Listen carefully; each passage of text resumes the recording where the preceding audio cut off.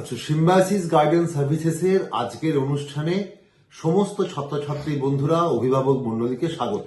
আমি অনিন্দ মিত্র, Symbiosis guidance সার্ভিসেসের পক্ষ থেকে। যে সমস্ত ছাত্রছাত্রী ইঞ্জিনিয়ারিং পড়ার স্বপ্ন দেখছেন আমাদের ভারতবর্ষের বিভিন্ন নামী কলেজে, তাদের জন্য কিছু গুরুত্বপূর্ণ তথ্য, কিছু আলোচনা উপস্থিত করতে চাইছি।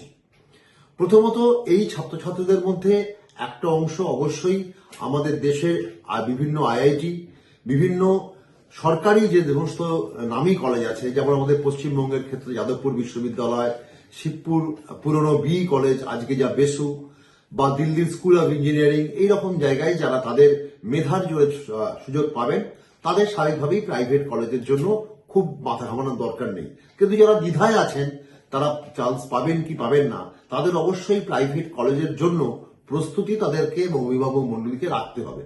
যদি কোনো কারণে না পান, যেন বছর না নষ্ট হয়।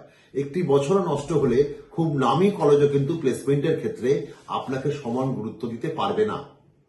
দ্বিতীয়ত হচ্ছে যে প্রাইভেট কলেজের ক্ষেত্রে একটা আজকের দিনে দাঁড়িয়ে যেগুলো ডিম টু বি ইউনিভার্সিটি, এগুলোর গুরুত্ব সবচেয়ে বেশি।